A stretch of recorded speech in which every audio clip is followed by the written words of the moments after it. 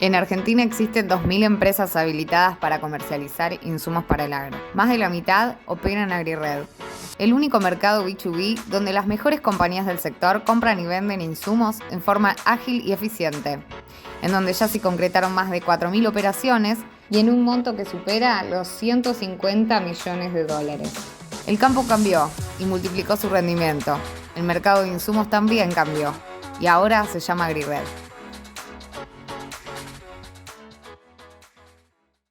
Somos APRESID Internacional. Llevamos la misión de APRESID a distintos rincones del mundo, promoviendo la producción sustentable de alimentos, fibras y energía. Estamos a la vanguardia de posibles soluciones para mitigar el cambio climático al promover un modelo de agricultura basado en el sistema de siembra directa que conserva y regenera. ¿Cómo lo hacemos? Llevando a cabo iniciativas lideradas por productores argentinos para impulsar la implementación del sistema de siembra directa y el intercambio de conocimientos a nivel global.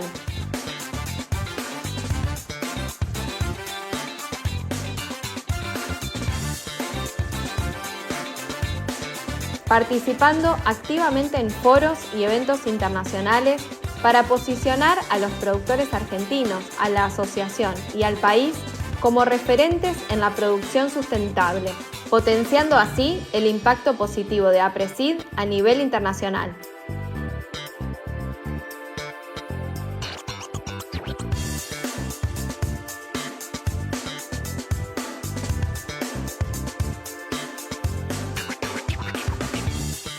Para conocer más sobre las acciones de APRESID en el mundo, podés ingresar a nuestra página web y seguirnos en nuestras redes sociales.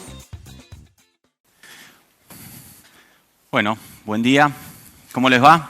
Bom dia, tudo bem? Muito obrigado pela presença, eu me orgulho, agradeço à APRESID pelo convite. E eu acho que o título do painel é bem interessante. Mundo agroalimentar, clima e sociedade, um desafio para pensar juntos. E eu fico com uma parte desse título que talvez seja a parte que prestamos menos atenção, que é a palavra pensar.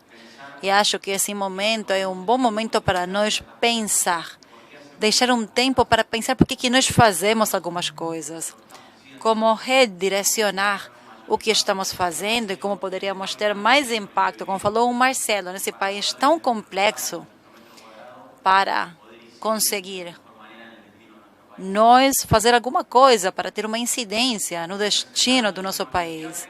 Eu sou Manuel Chiappe, eu tenho muitas funções, sou engenheiro ambiental, sou agricultor da província de Entre Rios e também sou o diretor-geral da Fundação Barbechando, uma instituição que incide em políticas públicas agropecuárias no Congresso Nacional. Nós fazemos lobby com a política no Congresso Nacional.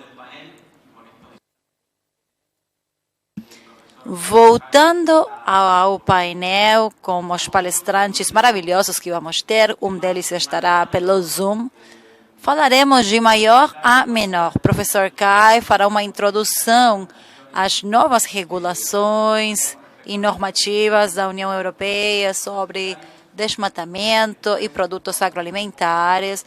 Depois faremos o foco nos Países Baixos e Singe dará um panorama de como eles estão direcionando as suas políticas ambientais e desenvolvimento sustentável em matéria agroalimentar. No último ano, houve muitos protestos de fazendeiros da Holanda, alguns conflitos, então seria muito bom ouvir ela explicar em primeira pessoa a raiz e o contexto disso e como é que o país está avançando com as suas políticas públicas. E no Cone Sul, a Andrea Parria, attaché agrícola do Brasil, vai explicar sobre o desenvolvimento sustentável no agro e depois passaremos para uma parte mais tangível com um empresário argentino bem-sucedido, que aposta ao país, que investe, que aposta ao federalismo, que é Ignacio Lartirigoyen, que contará como que eles focam o seu trabalho diário em matéria de desenvolvimento sustentável e essa relação com a questão social, que é tão importante que nós temos que considerar como produtores, empresários e líderes de instituições. E como é sexta, eu farei a apresentação do professor de Direito da Universidade de Beirut, doutor e professor Kai Purhagen, que é professor de Direito Alimentar, diretor da Unidade de Pesquisa da Universidade. Ele trabalha com Direito na União Europeia, Direito Econômico Internacional, Análise Interdisciplinar e Comparativa de Direito e é coautor de mais de 100 livros e publicações em matéria de Direito, Ciências Naturais e Sociais. Acho que é realmente maravilhoso ter ele no painel e ouviremos ele com todos os seus conhecimentos. Então, se o Zoom estiver pronto, Kai, bem-vindo, bom dia, boa tarde para você e a palavra é sua.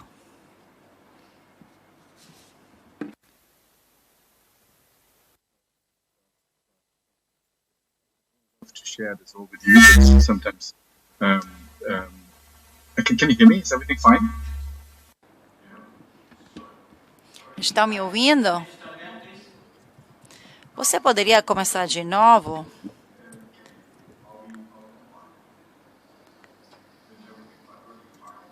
Estamos online? Está funcionando?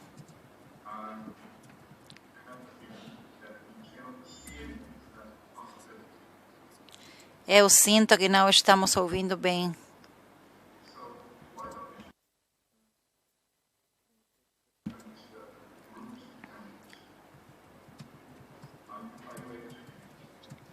Vocês estão me ouvindo?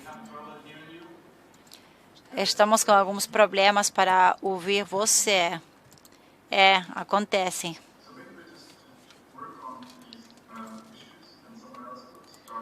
Talvez poderia falar outro palestrante enquanto resolverem isso.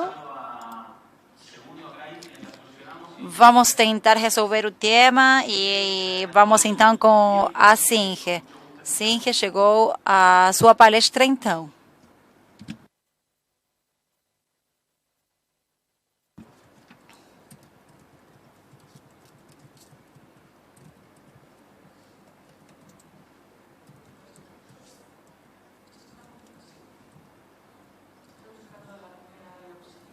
Estou procurando o meu primeiro slide, que é o próximo.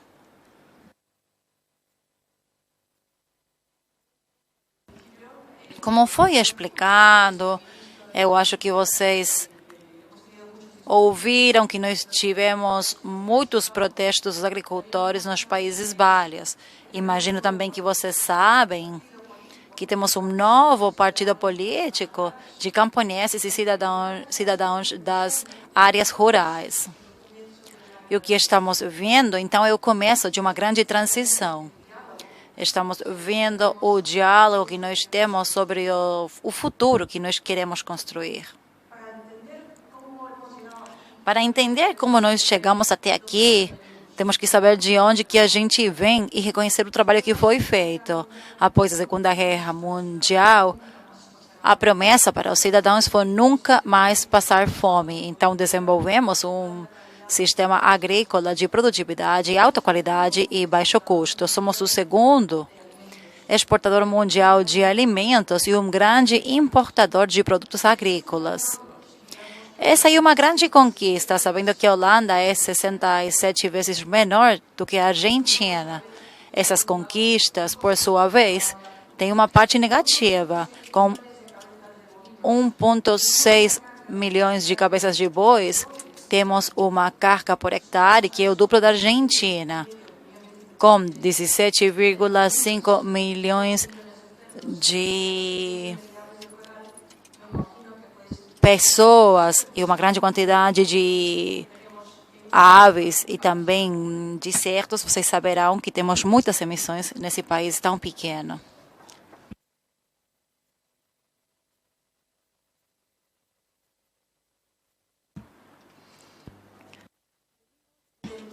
Então, nós lutamos contra a natureza, mas agora temos que trabalhar com ela. Nos primeiros 2 mapas, vocês poderão perceber todo o terreno que os Países Baixos ganharam ao mar na parte central. Aí tem muita terra que nós temos ganhado do mar.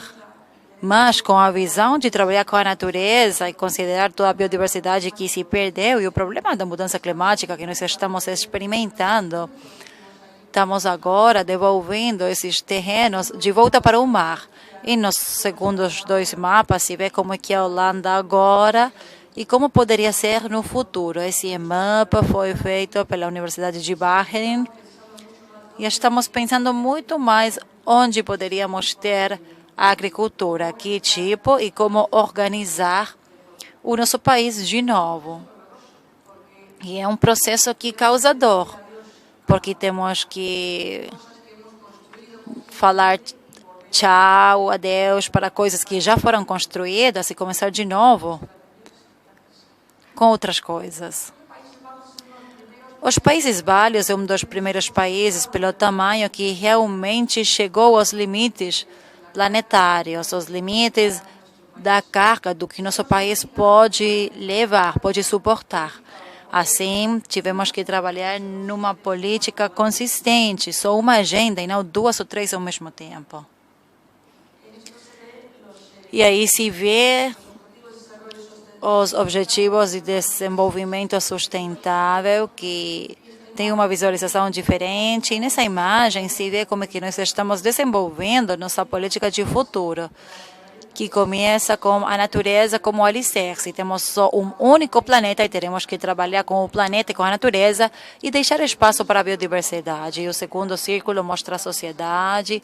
Essa é a conversa de qual é o tipo de sociedade que nós queremos, como incorporar a todas as pessoas, como dividir os bens existentes e, finalmente, a economia, que tem que ser consistente e corresponder-se com os 2 objetivos já mencionados. E, como já disse, não é fácil. Os desafios vão mudando, mas a maneira de trabalhar nos Países Baixos, não.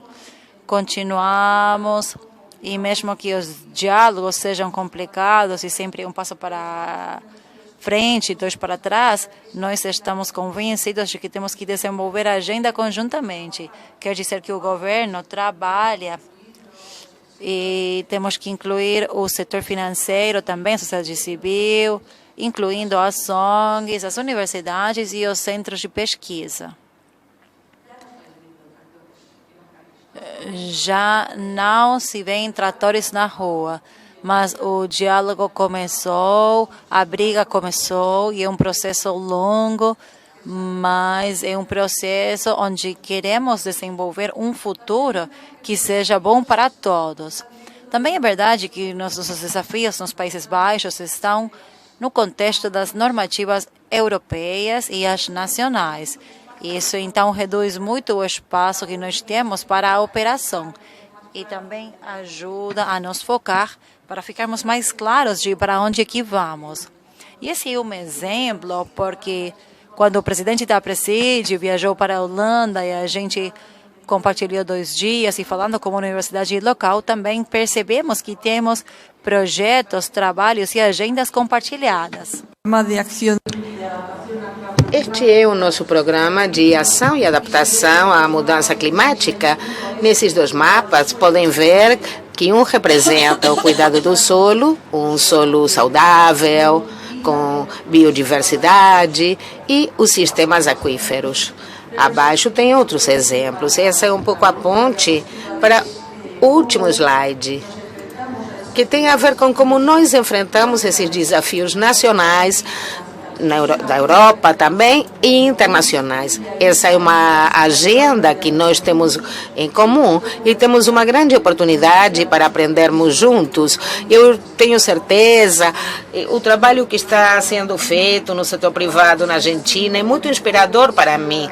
A abordagem que vocês têm de longo prazo, o trabalho com a sustentabilidade, com o cuidado dos solos, o trabalho com a água, os modelos de governabilidade compartilhada, né, com nexos entre água e solo.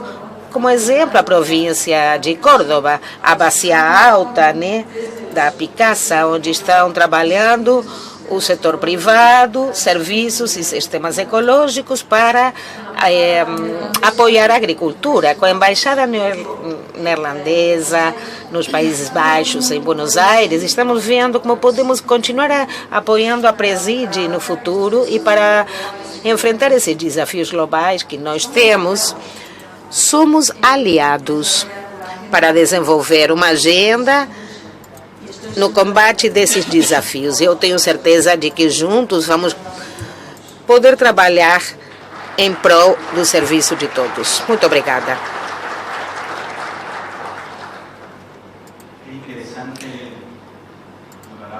Muito interessante o que a gente ouviu agora e fico com 3 conceitos.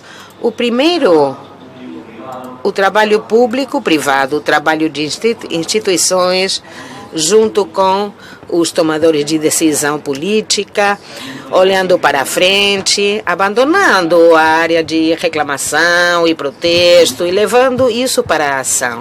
Esse é o segundo conceito, ter uma estratégia. Como a gente viu nesse diamante holandês, há uma estratégia que vai para frente. Acho que isso é muito importante para ter como conclusão e entender o contexto no qual esses vídeos que assistimos no último ano, essas imagens de tratores reclamando, isso transformado numa ação cívica, política, que devemos olhar e aprender dela para acompanhar esse caminho. Acho que os problemas técnicos foram solucionados. Se estiver tudo bem, podemos voltar com Kai, que vai apresentar um contexto mais geral da legislação europeia em matéria de desmatamento. Uma coisa que preocupa muito, né? Ocupou nossas agendas no último tempo e que, longe de nos preocupar, deveria nos ocupar e nos colocar numa posição vantajosa quanto ao futuro que temos pela frente. A gente não está tão mal assim quanto acredita, né? Temos uma oportunidade. Kai, muito obrigado. Resolvido o problema, dou as boas-vindas ao Congresso da Preside. Não estamos ouvindo aqui na cabine de tradução.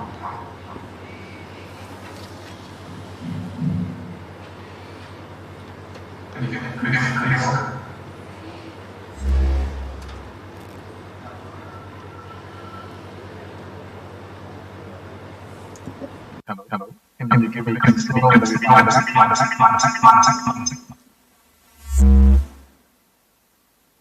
We're still not good. Well, on my side, everything's so far. Maybe I can talk to someone who is taking care of the audio, if that's still an issue.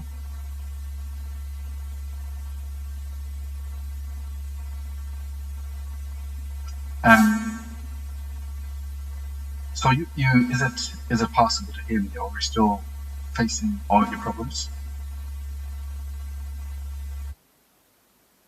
My internet.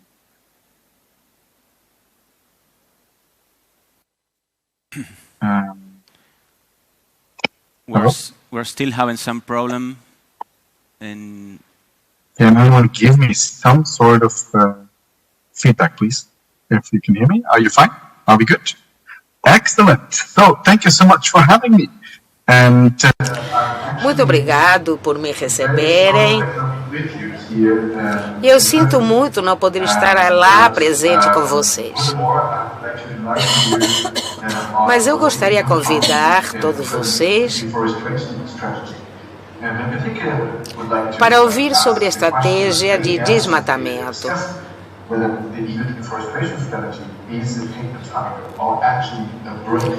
A estratégia de...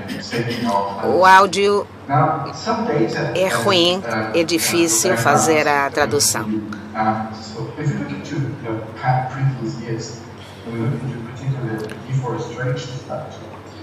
Observando os anos passados sobre a estratégia de desmatamento, vamos observar que a informação é bastante interessante. O que nós temos que fazer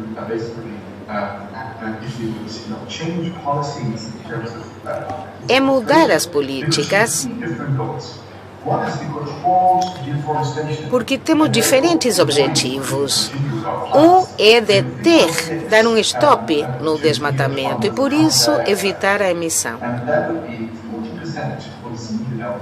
Isso nos levaria a 14% do que é necessário até 2030 para manter o aquecimento global abaixo de 1,5 graus Celsius. Se restaurarmos as terras degradadas e aumentamos o agrodesmatamento, 1,5 bilhões de áreas degradadas seriam beneficiadas por essa recuperação, aumentando a cobertura das árvores para melhorar a produtividade agrícola em mais de 1 bilhão de hectares.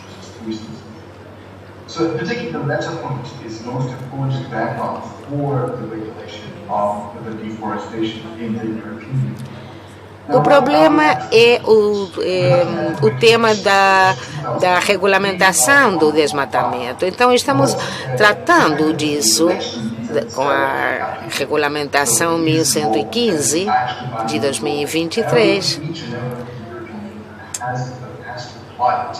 que é uma lei que deve ser aplicada. É quase impossível fazer a interpretação. O som é muito ruim. As metas contribuem para a redução das emissões de gases de efeito estufa na União Europeia e assim evitar a perda de biodiversidade. A lei entrará em vigor a partir de junho de 2023. Já entrou. O contexto teórico é o efeito Bruxelas.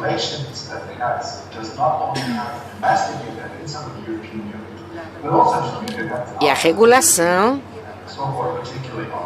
tem impacto não apenas na União Europeia, mas também vamos ver algum efeito dela.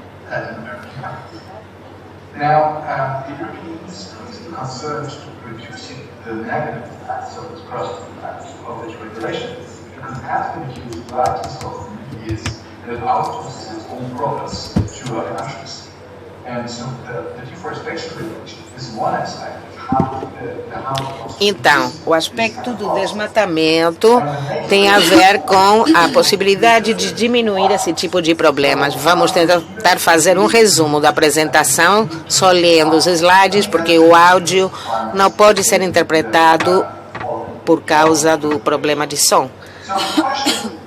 Então, a lei de desmatamento da União Europeia, o que é que está coberto?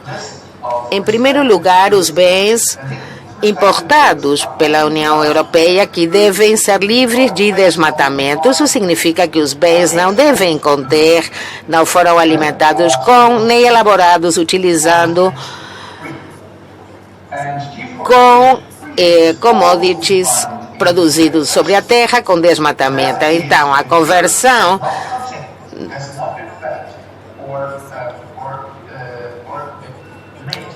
outro aspecto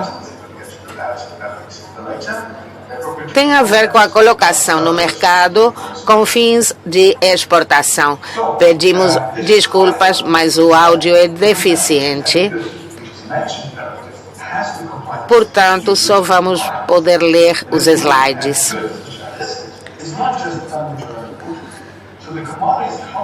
Observamos as commodities abrangidas por essa lei. Aqui vemos na coluna esquerda as commodities, pecuária, cacau, chocolate, café. Exemplos desses produtos são couro, carne, chocolate, café, substitutos do café que contém café entre seus ingredientes, nozes de palma, derivados de óleo de palma, glicerol, pneumáticos, etc. Então, quais os requerimentos em matéria de due diligence? Para tudo isso, perante a autoridade competente, depois através de um sistema de informação dedicado, a ser estabelecido pela Comissão Europeia. A due diligence tem a ver com a rastreabilidade relacionado com a geolocalização dos lotes de terra sob produção ou data e hora em faixas de produção.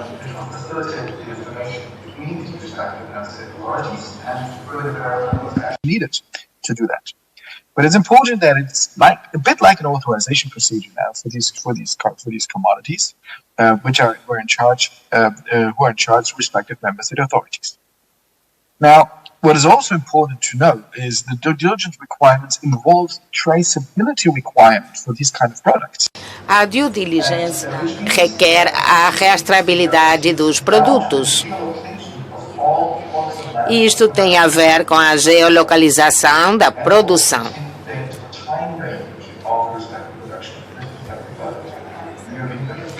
E o alcance da produção. But it has to be possible to trace back for each of these products the whole supply. Mas deve ser possível fazer um rastreio de cada um dos produtos até a planta de produção, dependendo da geolocalização. Existem 3 passos para o requerimento de diligência prévia. Aqui temos a informação detalhada e também uma avaliação de risco para cada um dos produtos para garantir que o risco, para evitar o risco de não atendimento à regulação. Por exemplo, dados de satélite, para rechecar os dados de geolocalização. Vamos tratar da avaliação de riscos com um olhar mais próximo.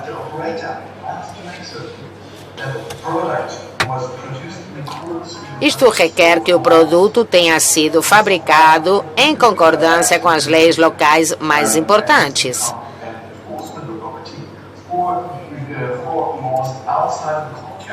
Com apoio manifesto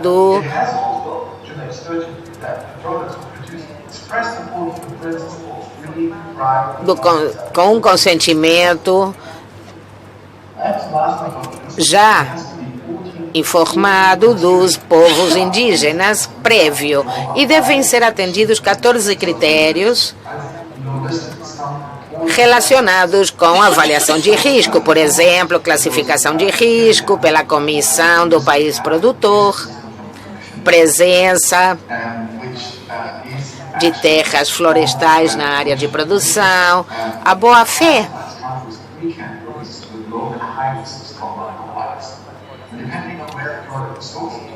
para cumprir os acordos com os povos indígenas, as reclamações devidas de titularidade de terras dos povos indígenas, preocupações quanto à corrupção ou violação aos direitos humanos e complexidade das cadeias de fornecimento e risco de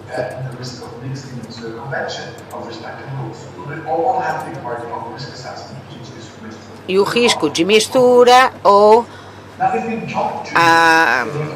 o desatendimento a certas leis. Se os requerimentos de diligência prévia não forem cumpridos, as autoridades devem checar o cumprimento da lei, que a lei seja atendida, e fazem isso de maneira randomizada, sem prévio aviso. A comissão elabora um quadro de controle, um plano de controle, para garantir que exista coerência entre a diligência prévia e a forma em que as leis ou os oficiais incumbidos garantem que a lei esteja sendo cumprida. Existe um plano nacional que identifica critérios de risco, operadores específicos e também os comerciantes.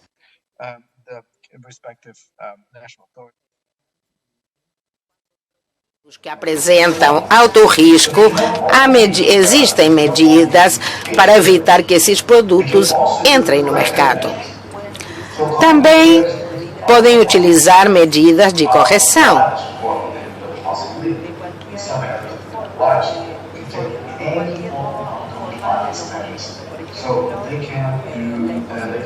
Para evitar a não compliance. Por exemplo, a possibilidade de não manter a diligência prévia ou uma proibição para um bem que for vendido para a União Europeia ou exportado.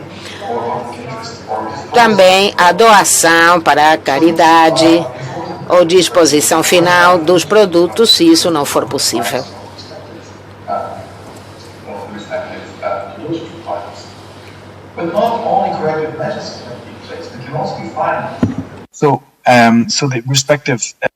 Aqui temos diferentes maneiras para que a lei seja cumprida. Por exemplo, multas proporcionais ao prejuízo ambiental produzido e o valor dos itens. Isso vai aumentar, acompanhando o não cumprimento da lei. Confisco da renda ou dos produtos e também exclusão temporária em nível público e financiamento público. Isso também pode, para infrações reiteradas, pode ser a proibição temporária para comerciar na União Europeia esses produtos. Claro que as punições serão aumentadas, né? Proporcionalmente.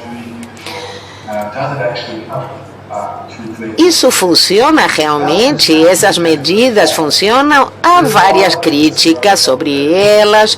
Por exemplo, muitas pessoas que reclamam da burocracia, reclamam por não haver ações reais, que só é possível fazer checagens de um ponto de vista formal. Também a formalização do procedimento, no lugar de fazer avaliações reais. Mudanças quanto ao marco de aplicação. A China, a América Latina, por exemplo, estão se tornando mais fortes. Então, é possível que diretamente prefiram não operar na União Europeia por causa de toda essa burocracia. Por outro lado, o que acontece com a concorrência, né? The right approach, but we face so many competition, particularly now from other growing economies, that the foregoing of the EU market when regulation gets stricter. Concorrência que surge de outras economias também. Devemos considerar isso. The Union is still, let's say, strong enough as a partner to really have such costly and A União Europeia continua sendo conveniente como parceiro, as normas são bons o suficiente e robustas o suficiente? É possível fazer isto? Essa é uma outra pergunta. A possibilidade, né? Muito obrigado. Muito obrigado, Kai. Muito interessante a sua apresentação.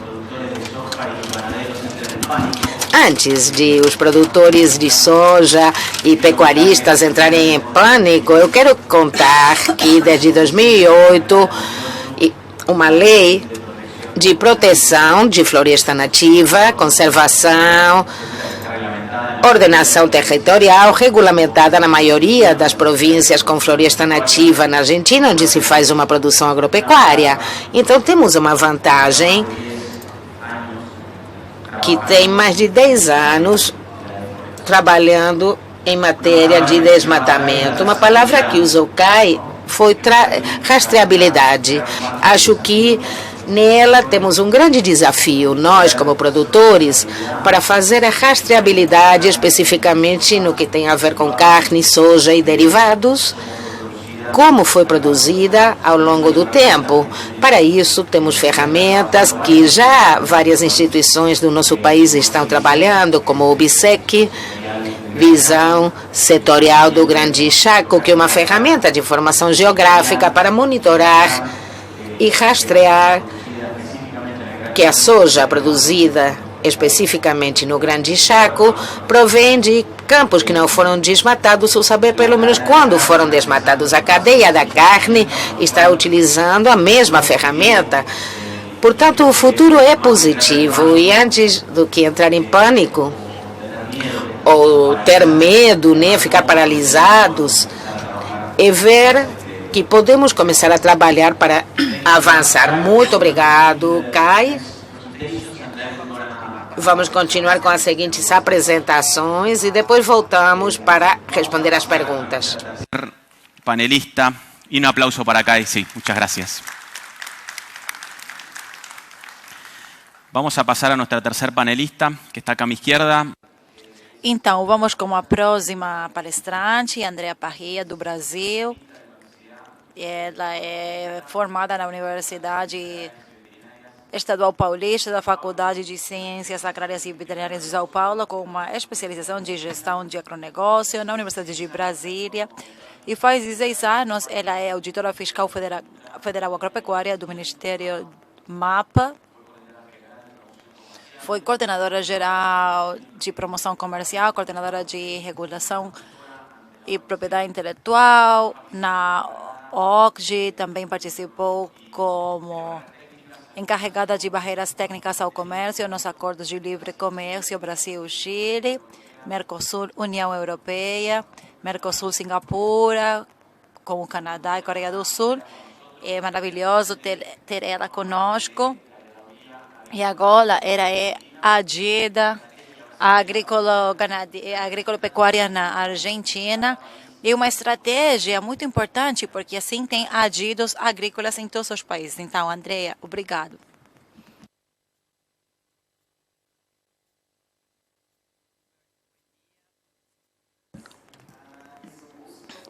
Bom dia a todos e todas. É um prazer ser palestrante e falar um pouquinho das políticas públicas de fomento no Brasil para a agropecuária sustentável num evento tão importante como o Congresso da APRESID. Então, muito obrigada pelo convite. Então, eu sou Andrea Parrilla, sou agida agrícola na Embaixada do Brasil na Argentina e estou morando em Buenos Aires. Eu gostaria de falar da história do Brasil, que faz 50 anos era um grande importador de alimentos do mundo e sofria de insegurança alimentar e precisava fazer com que suas terras se tornassem produtivas. E era um desafio para as regiões do trópico onde está o Brasil. Aí podem ver o mapa.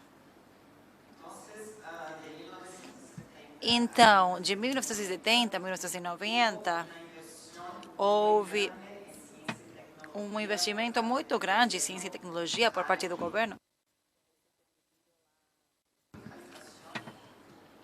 para que se permitisse a tropicalização e o desenvolvimento de variedades vegetais e raças animais. E essa tecnologia conseguiu transformar os solos ácidos e pobres no Brasil e torná-los férteis. E aí destaco a Embrapa, a empresa brasileira de tecnologia agropecuária no Brasil, que é uma empresa vinculada ao Ministério de Agricultura, quer dizer, responde às demandas do Ministério da Agricultura no Brasil para um novo desenvolvimento de tecnologias para a agricultura e a pecuária.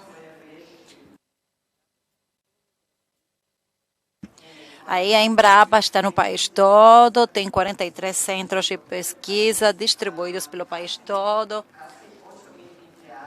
quase 8.000 funcionários e deles um pouco mais de 2.000 pesquisadores, sendo que 90% são doutores.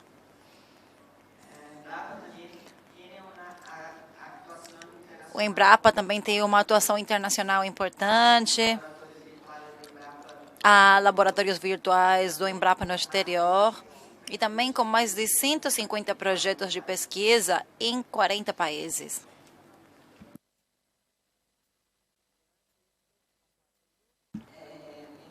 Além disso, entre 2000 e 2020, no Brasil houve uma consciência que marcava que era muito importante impulsionar o desenvolvimento ambiental, meio ambiental e aí fazer uma agropecuária mais intensiva, mas com a consciência sustentável e ambiental.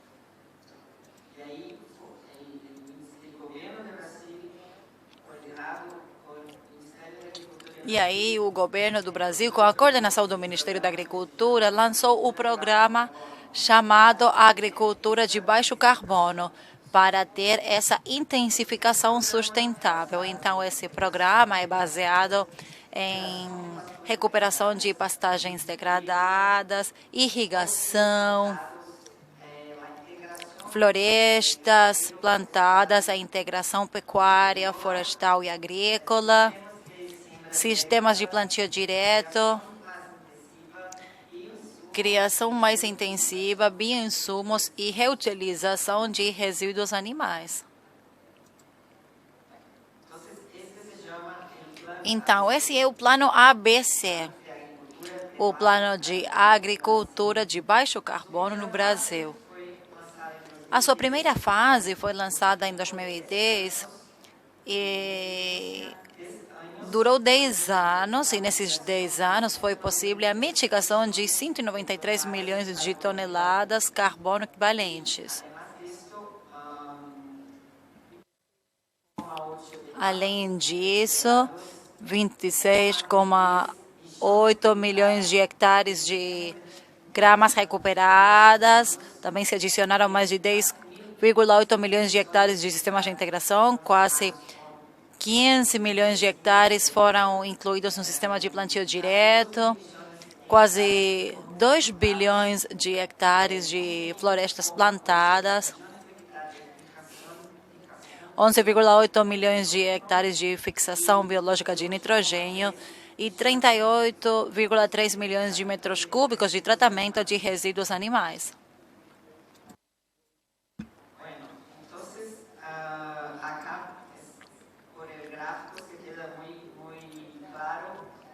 Então, no gráfico fica bem clara a evolução dos sistemas agrícola-pecuário-florestais no Brasil entre 2005 e 2020. Então, em 2005, nós estávamos com um pouco mais de 2 milhões de hectares e no ano 2020 já estávamos com quase 20 milhões de hectares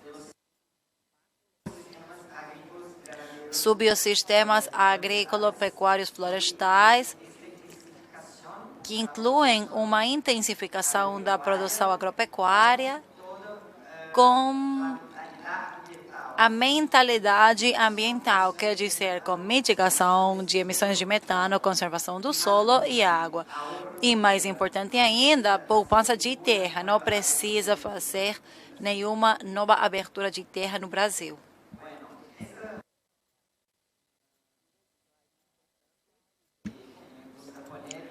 Esse slide é muito importante e eu gosto muito dele. Por quê? Porque em 5 décadas o Brasil passou de insegurança alimentar a se tornar um dos maiores exportadores de alimentos sustentáveis do mundo. E qual foi a consequência para o desenvolvimento econômico e do Brasil, especialmente social? A população, a produção, desculpem, de baixa renda permitiu ter acesso a produtos de boa qualidade com baixo preço. Então, dessa maneira, houve uma redução de mais de 40% no valor da cesta básica, segurando assim que famílias de baixa renda tenham acesso a produtos de qualidade. Por quê? Porque a produção de grãos no Brasil aumentou 6 vezes, a produtividade de trigo e milho aumentou 240%, a produtividade de arroz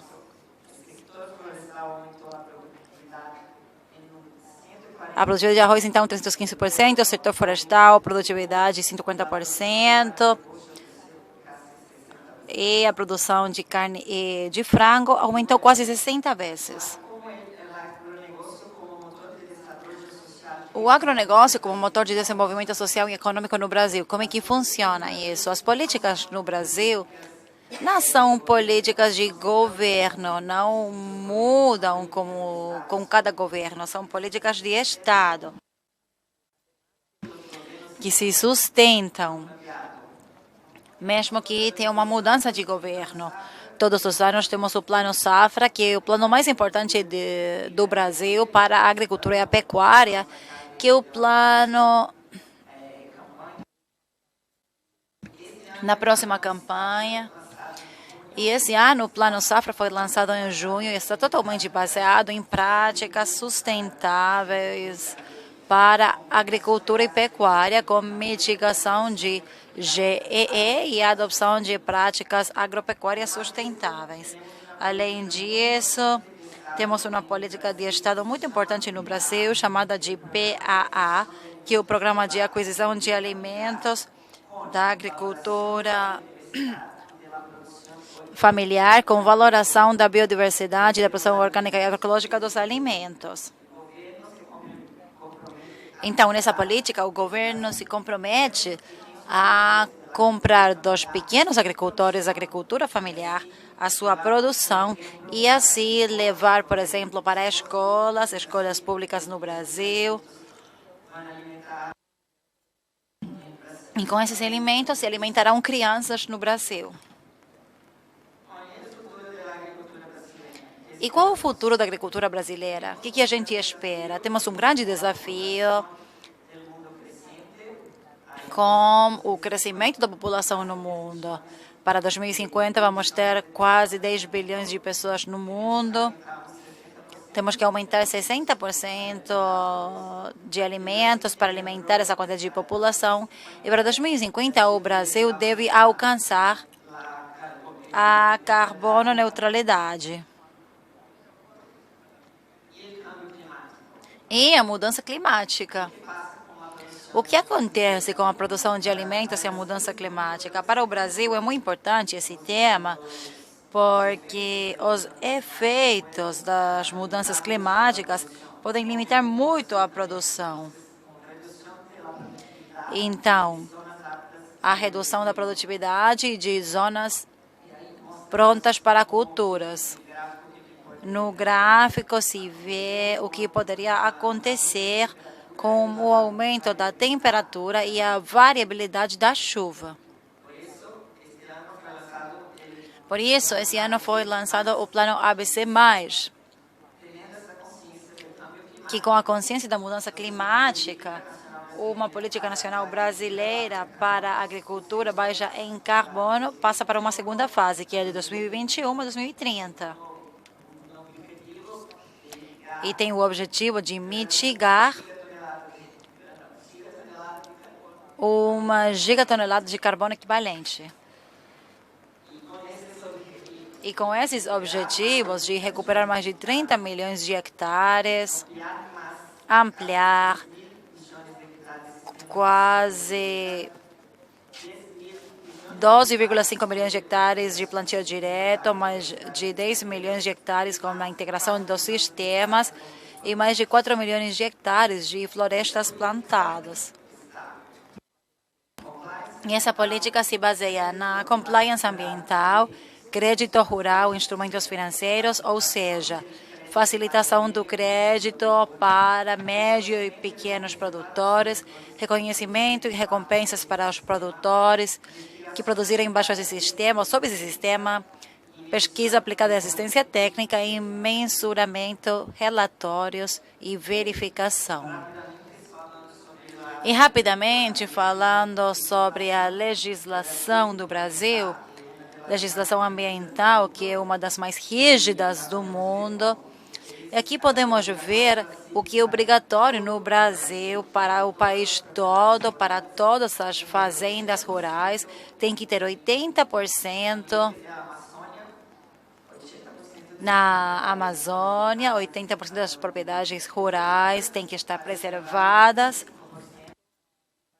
35% para o Cerrado e para outras regiões 20% de preservação, e sempre com a fiscalização do governo.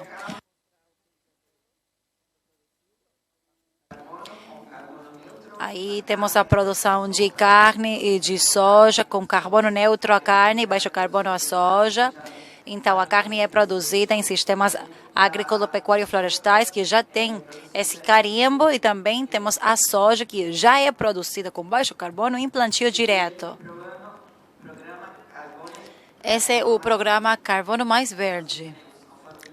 Então, temos conformidade reconhecida e credibilidade reconhecida. E para encerrar, a questão das novas exigências mundiais ambientais para a produção de alimentos, o X versus produção de alimentos. Então, cabe salientar que há muitas iniciativas e práticas sustentáveis semelhantes nos países do Cone Sul, da América do Sul. E também é muito importante que essas práticas sejam reconhecidas pelos países importadores e que façam também ou que haja um pagamento a mais por esse valor agregado ambiental. É importante também ter uma coordenação entre os países do Sul em fóruns como o Mercosul, o Grupo CAS, o Grupo GPS e também para as COPs. E um ponto que eu gosto de salientar é que também os países do Cone Sul trabalhando para todas as novas exigências ambientais mundiais, também temos que nós ter essas mesmas exigências quando formos importar os alimentos industrializados que nós importamos.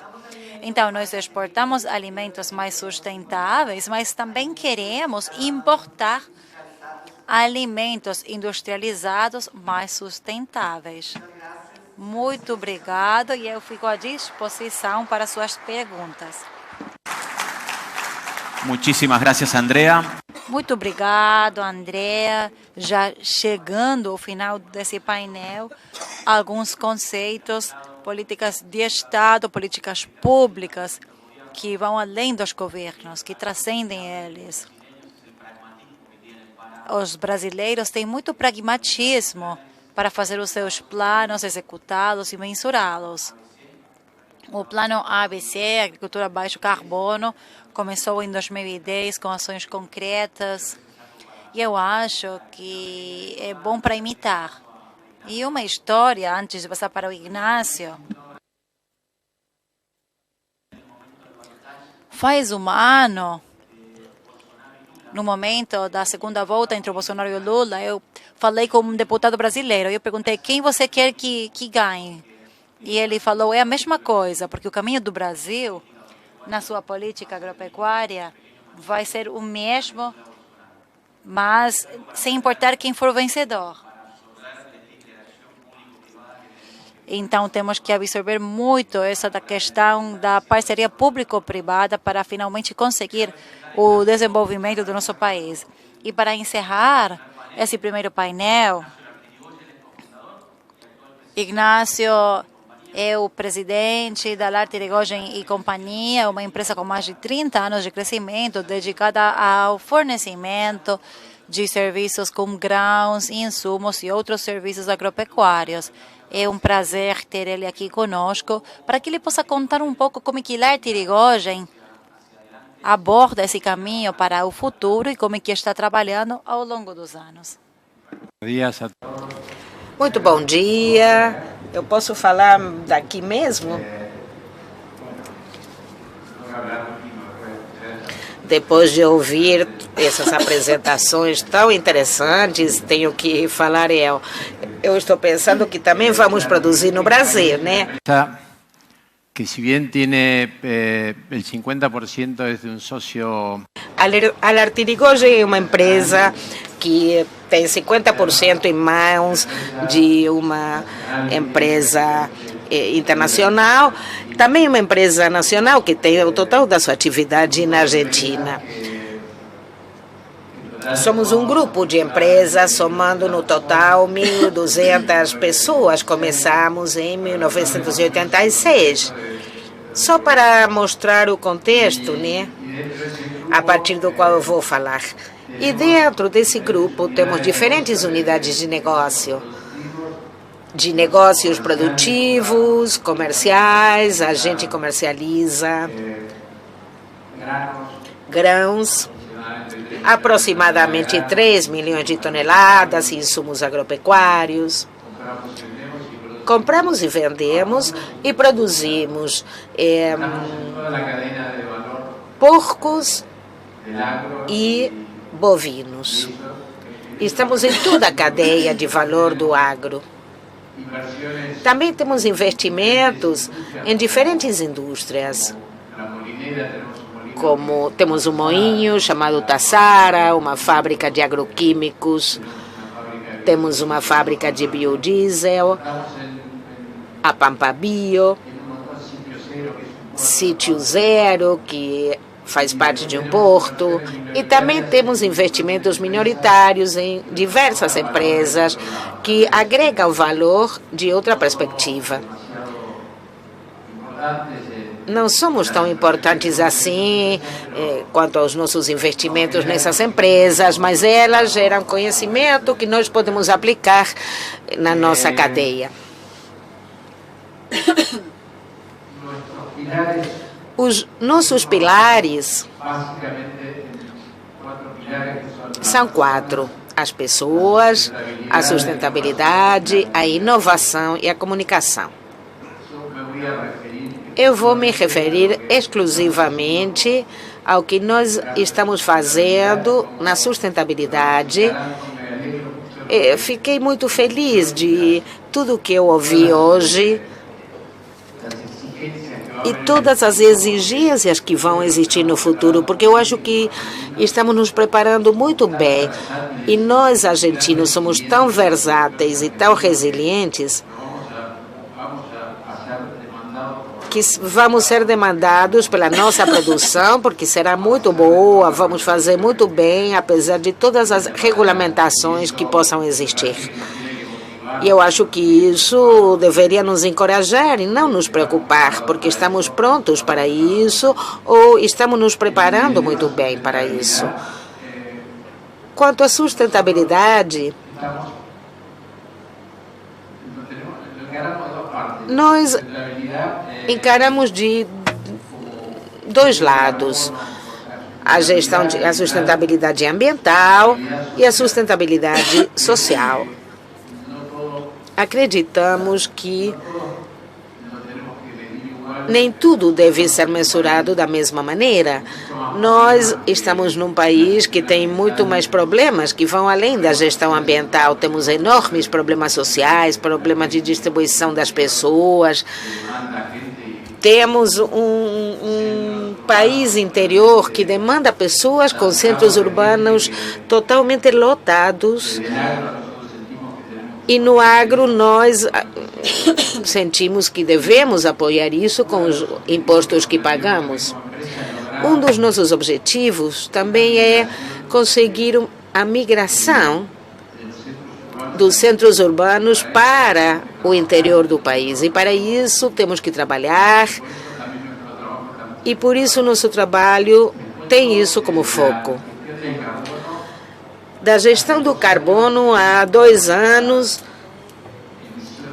medimos todas as emissões de carbono das atividades da empresa. Esse foi o nosso ponto de partida para saber qual era a nossa posição. Falamos muito sobre isso, mas sabemos pouco. Hicimos eso y también hicimos toda nuestra gestión. E também nós alugamos 11 campos para pecuária com 20 mil bovinos em produção praticamente.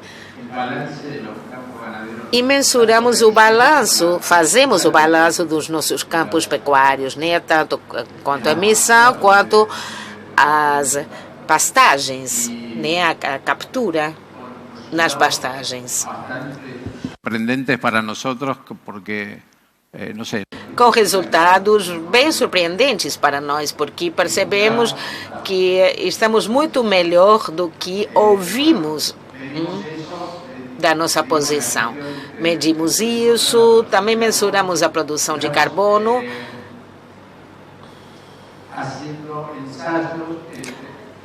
Estamos fazendo ensaios com a Bayer, por exemplo, um ensaio de diversos sistemas de produção, como a pegada está nos diferentes sistemas, com os nossos plantios próprios, com a plataforma Puma e Agrology e a Viterra, fizemos um acordo, acho que foi um acordo de 500 mil hectares para medir a pegada de carbono nas culturas. Então, estamos trabalhando e acho que estamos no bom caminho. Quanto à gestão de plástico, que é um outro assunto importante, com Campo Limpo, a gente colocou um objetivo em La Pampa, né? Foi fechada a comercialização de agroquímicos,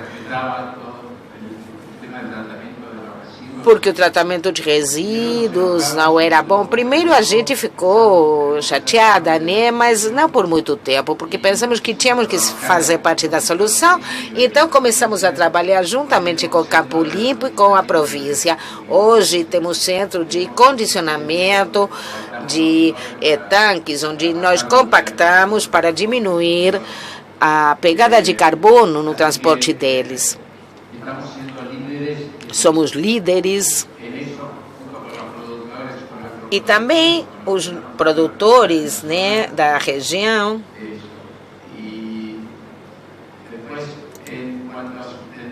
Quanto à sustentabilidade social, percebemos que as crianças das escolas, né, do interior do nosso país acham que agro é sinônimo de soja e de agrotóxico.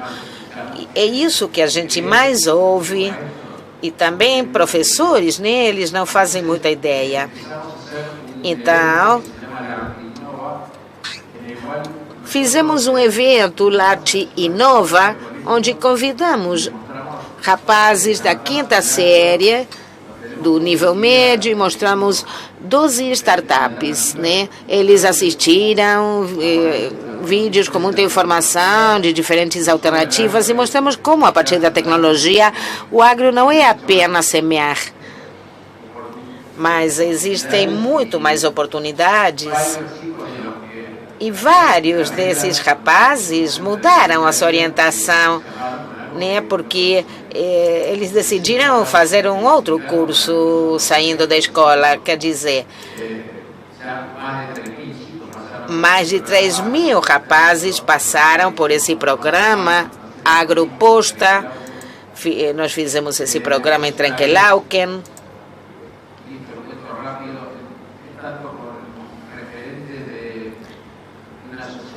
Com referentes de uma associação chamada La Popular, que trabalha em bairros carentes de Buenos Aires. Um rapaz me falou: no meu bairro falam que o agro esconde os dólares, né? Por isso o país está se dando mal. Então, eu convidei eles para conhecer o agro. Já fizemos 2 viagens, levamos 30 pessoas do bairro. Então, tentamos unir 2 mundos totalmente separados, que não se conhecem um com o outro. E temos que construir uma Argentina para todos. Então, parte da sustentabilidade, acho que é nesse caminho e por isso estamos nos esforçando.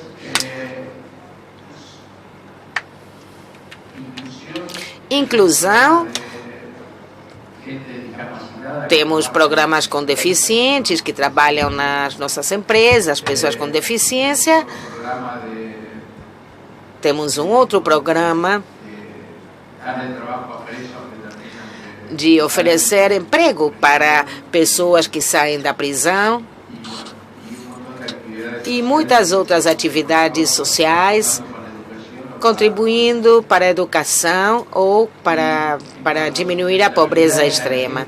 Quanto à sustentabilidade energética, estamos iniciando algum trabalho nos nossos escritórios, utilizando energia solar. E agora estamos inaugurando um centro logístico que vai ter uma certificação Green Building, uma certificação ambiental. Eu não lembro muito bem, então vou pegar aqui a minha cola para contar mais bem sobre isto. Essa certificação Green Building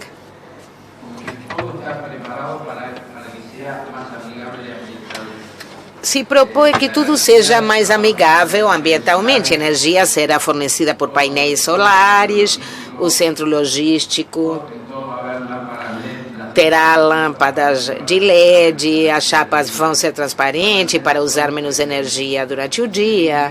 São 15.000 metros para guardar sementes, agroquímicos, sacos. Hoje temos 3.700 posições pallet totalmente robotizadas, não há pessoas trabalhando no lugar. Essa tecnologia será com robôs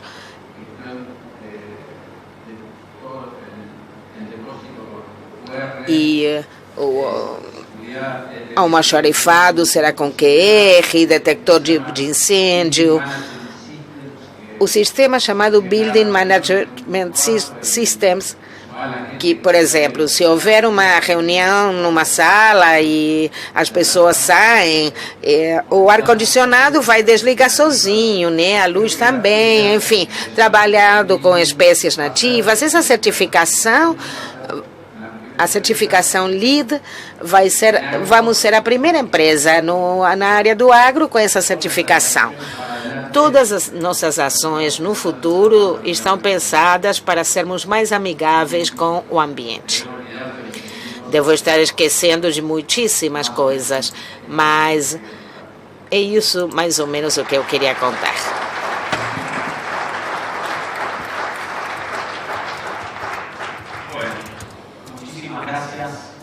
Muito obrigado. Eu estava vendo lá no fundo os palestrantes do próximo painel e estão me avisando que o nosso tempo acabou, infelizmente.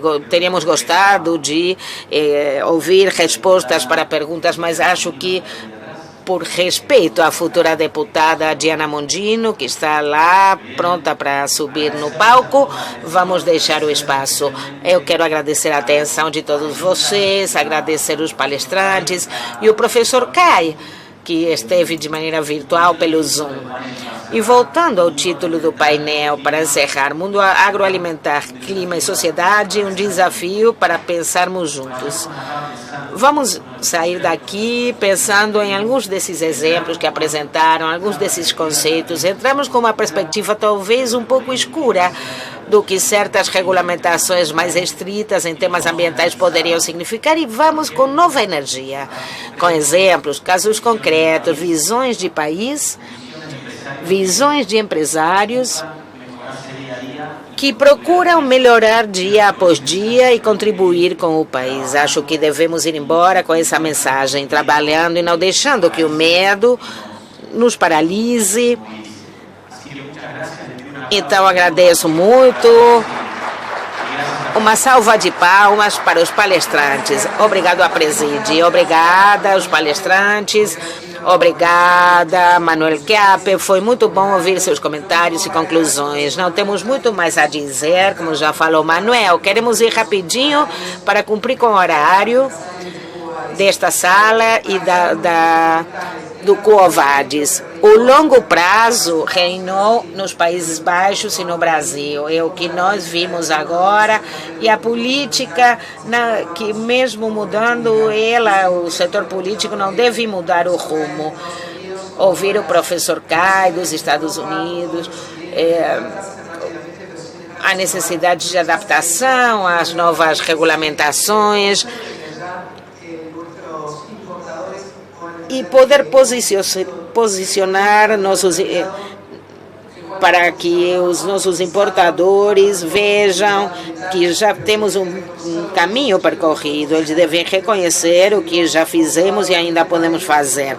Isso se viu refletido no painel, com o exemplo de Larterigochen, com tudo o que falaram. Eu fico com o que falou Ignácio para apresentar o próximo painel. Descomprimir as cidades, especialmente a capital federal, ir para o interior do país, numa migração. Depois vamos falar sobre isso no último painel. A migração deveria ir das capitais, das grandes cidades, para o interior do país, onde estão demandando trabalhadores e temos muito potencial. Vamos começar o seguinte painel. E vemos as possibilidades no agro, no interior, mas também temos indústria, né? Agroindústria. Por favor, vamos ouvir o próximo painel.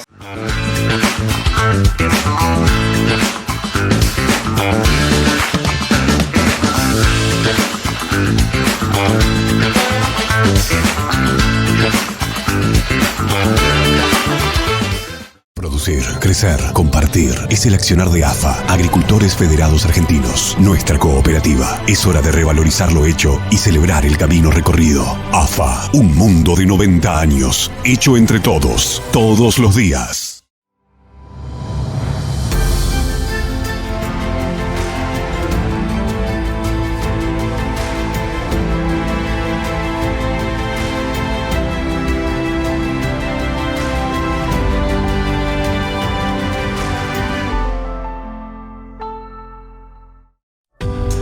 Precision Planting comenzó con una visión de mejorar la agricultura, desarrollando productos innovadores que puedan mejorar el desempeño de tus equipos y al mismo tiempo el rendimiento de tus cultivos.